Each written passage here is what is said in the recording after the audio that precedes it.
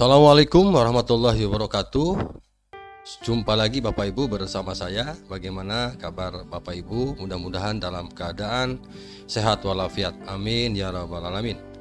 Bapak Ibu, izinkan kali ini saya akan coba untuk menjelaskan terkait dengan bagaimana cara penulisan ijazah SD tahun 2022. Dasar penulisan ini Bapak Ibu, ini adalah Peraturan Sekretaris Jenderal Kementerian Pendidikan Kebudayaan Riset dan Teknologi nomor 1 tahun 2022 tentang spesifikasi, teknis dan bentuk serta tata cara pengisian, penggantian dan pemusnahan belangko ijazah pendidikan dasar dan pendidikan menengah tahun pelajaran 2021-2022. Ini nanti yang menjadi dasar penulisan ijazah di semua jenjang.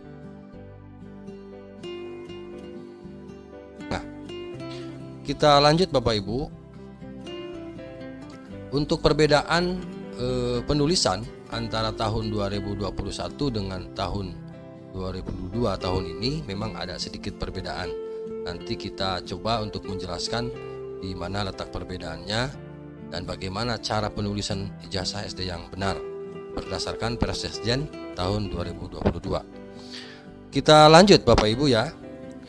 Nah ini dasarnya, kemudian kita lanjut. Nah ini tampilan depan Bapak Ibu, ini tampilan depan dari ijazah SD tahun 2022. Sepertinya tidak ada perbedaan tampilannya. Kemudian di sini ada kode-kode nomor-nomor dari nomor 1 sampai nomor 15 Bapak Ibu ya. Nomor 1 ini diisi dengan nama satuan sesuai dengan nomenklatur. Nah, kemudian mungkin di sini ada yang tidak disingkat nomenklaturnya, misalnya SD negeri berapa begitu atau SDN 1 berapa begitu ya. Jadi tidak disingkat. Mungkin ada yang begitu. Nah, jadi makanya untuk penulisan yang ini disesuaikan dengan nomenklatur. Kemudian diisi dengan NPSN yang nomor 2, kemudian yang nomor 3 ini nama kabupaten kota tanpa mencoret. Kalaupun di sini ada kabupaten garis miring kota itu tidak dicoret ya, tanpa mencoret. Tinggal ditulis saja nama kabupatennya apa, nama kotanya apa. Kemudian yang keempat, yang ini diisi oleh provinsi ya, provinsi dalam negeri atau negara untuk luar negeri. Jadi kalau di dalam negeri nama provinsi, kalau di luar negeri itu di luar negara untuk nama negaranya yang ditulis. Kemudian kita lanjut yang nomor 5 ini, isi nama siswa menggunakan huruf kapital. Jadi tidak campur ya, hurufnya huruf besar semua. Jadi huruf kapital seluruhnya harus sama dengan yang tercantum di akte kelahiran atau dokumen kelahiran yang sah. Artinya Bapak Ibu, untuk penulisan nama ini menjadi tolong dijadikan dasar begitu ya. Dokumen negaranya harus pasti ya. Jadikan dokumen negara menjadi acuan kita untuk menuliskan nama. Kemudian tulis tempat dan tanggal lahir siswa. Nah, ini jelas harus sesuaikan dengan akte kelahiran. Yang nomor 6, kemudian nomor 7 ini isi dengan nama ayah, ibu atau wali siswa pemilik ijazah. Jadi berdasarkan pengalaman juga ini ada beberapa orang tua tidak ingin menuliskan nama ayah ya, pengennya nama ibu. Nah, ini juga harus jadi pertimbangan. Pokoknya harus sesuaikan dengan akte kelahiran. Kalau memang di akte kelahirannya nama ibu ya, berarti sesuaikan dengan di akte kelahiran. Kita lanjut nomor 8-nya. Ini yang nomor 8, isi dengan nomor induk siswa yang tercantum pada buku induk tentunya. Kemudian nomor 9, isi dengan nisen ya pemilik ijazah. Yang ini yang nomor 9. Kemudian yang paling bawah yang nomor 11, isi dengan nama kabupaten kota. Nah, untuk penulisan kabupaten kota ini dapat disingkat menjadi KAB. Jadi untuk yang nomor 11 ini, yang ini boleh disingkat. Jadi tidak harus dipanjangkan kabupaten. Nah, tidak perlu. Cukup di sini boleh disingkat ya, KAB. Jadi kabupaten misalnya kabupaten Serang, kabupaten Lebak misalnya, boleh.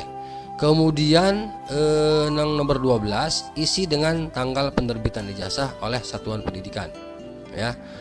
Isi dengan tanggal penerbitan ijazah oleh satuan pendidikan. Jadi ini jelas banget Bapak Ibu di sini bahwa penerbitan ijazah mungkin ini bisa diserahkan ke sekolah masing-masing ya, tidak dibuat edaran dari dinas, mungkin seperti itu. Tapi memang rancu ya, kalau saya baca di persesjennya ini masih perlu dipertegas ya, apakah cukup oleh kepala dinas secara serempak misalnya keseluruhan satu kabupaten kota untuk tanggal penerbitan atau oleh satuan pendidikan. Tapi kalau berdasarkan persesjen di sini untuk tanggal penerbitan ijazah ini bisa oleh sekolah sebenarnya. Oke, kita tunggu nanti ya Bapak Ibu. Kemudian yang 13-nya ini diisi dengan nama kepala sekolah ya, yang nomor 13. Kemudian kalau yang PNS Bapak Ibu mencantumkan NIP. Kemudian kalau yang non PNS ini tidak perlu mencantumkan NIP, hanya yang PNS. Kemudian yang PLT ini tidak perlu ditulis PLT-nya ya, tidak perlu ditulis PLT-nya. Kemudian yang nomor 14 ini bubuhkan stempel sekolah yang bersangkutan sesuai dengan nomenklatur. Jadi stempelnya stempel yang biasa digunakan, kemudian tempelkan foto dan foto ukuran 3x4. Boleh hitam putih, boleh berwarna. Itu ya. Kemudian cap jari ya, tip 3 jari. Jadi cap jari pemilik ijazah serta stempel menyentuh pas foto. Jadi stempelnya menyentuh pas foto. Itu Bapak Ibu ya. Kemudian ini halaman depan ya. Ini halaman depan. Saya pikir ini tidak ada yang sulit ya. Rasanya sudah cukup jelas begitu. Kemudian yang halaman belakang ini dari nomor 1 sampai nomor 10, 11 ya. Oke. Nama sesuaikan tentu dengan halaman depan, kemudian tempat tanggal lahir, kemudian di sini yang isi dengan nomor induk siswa sesuai yang tercantum dalam buku induk. Kemudian nisen ya. Isi dengan nisen pemilik ijazah yang nomor 4. Oke. Kita lanjut ya Bapak Ibu. Yang nomor 6-nya ini, nah ini ada perbedaan Bapak Ibu. Di tahun 2021 dengan tahun ini, tahun 2020 ada perbedaan. Kalau dulu di tahun 2021 itu ini bulat ya, angkanya bulat, tidak desimal. Tetapi di sini yang nomor 6 nih, isi dengan nilai ujian sekolah dalam skala 0,100 dengan pembulatan 2 angka di belakang koma. Jadi ini mengandung desimal nanti. Termasuk dengan rata-rata di kolom di atasnya ya. Jadi pembulatan juga 2 angka di belakang koma. Nanti kita simulasikan Bapak Ibu ya. Simulasikan bagaimana cara menulis nilai yang ada di sini. Sepertinya tidak sulit ya, gampang sekali lah ya, karena ini hanya ada 2 angka di belakang koma, termasuk rata-ratanya. Kemudian untuk nomor 8, 9, 10, 11 ini samakan dengan halaman depan. Jadi kalau halaman depan tadi sudah dipahami, berarti sesuaikan dengan halaman depan yang ini. Kita coba simulasi Bapak Ibu. Yang ini Bapak Ibu kita coba yang cara penulisan ini. Nah ini Bapak Ibu ya, mudah-mudahan ini seperti ini kira-kira ya. Saya ini mohon maaf ini dicontoh saja, hanya sekedar contoh saja. Saya perbesar. Nah, ini cara penulisannya. Nah, ini sesuaikan dengan nomenklatur, kemudian dimasukkan ini nomor listen, lebak, kemudian kabupaten, provinsi, kemudian nama anak tidak disingkat ya. Nama anak tidak tidak huruf kecil huruf besar, artinya tidak campur, tapi huruf kapital seluruhnya ya. Kemudian tempat tanggal lahir disesuaikan tentunya dengan akte kelahiran. Kemudian untuk tanggal lahir ini kalau misalnya 1 angka tidak perlu pakai 0 seperti ini ya, tidak perlu pakai angka 0 di depannya gitu. Kemudian nama orang tua, nomor induk dan seterusnya. Kemudian yang paling bawah seperti ini ya, ini contoh saja. Nah ini tidak disingkat ya, kapnya. Kemudian nama kepala sekolah, kemudian NIP-nya, kemudian pas foto boleh hitam putih, boleh berwarna, ukuran 3x4, stempelnya menyentuh pas foto, kemudian cap jari.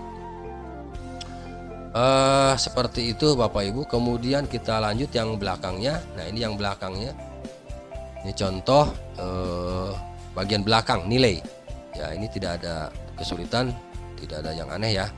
Untuk nama siswa, tempat tanggal lahir, kemudian seterusnya. Nah ini kalau kemarin pembulatan ya, tahun kemarin, tahun ini tidak. Tahun ini ada desimal 2 angka di belakang koma ya, dan seterusnya. Kemudian kita teruskan dulu. Nah ini kemudian untuk muatan lokal disesuaikan, silahkan Bapak Ibu, tergantung sekolah Bapak Ibu. Kemudian apalagi nih ya, rata-rata juga sama ini. Jadi 2 angka 2 digit di belakang koma, sama dengan nilai mata pelajaran yang ada di atasnya, gitu Bapak Ibu. Kita ambil contohnya seperti ini ya, barangkali ini contoh saja. Seperti ini ya. Ini contoh tahun kemarin, sama tidak ada perbedaan ya, bentuknya seperti ini, stempel, menyentuh pas foto dan tanda tangan.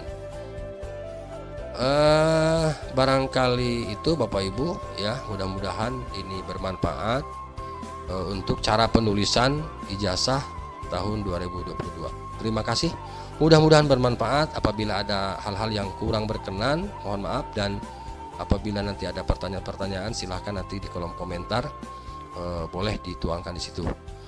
Jangan lupa di subscribe, kemudian di komen, like, dan share ya. Barangkali mudah-mudahan ada teman-teman yang masih membutuhkan informasi ini. Terima kasih.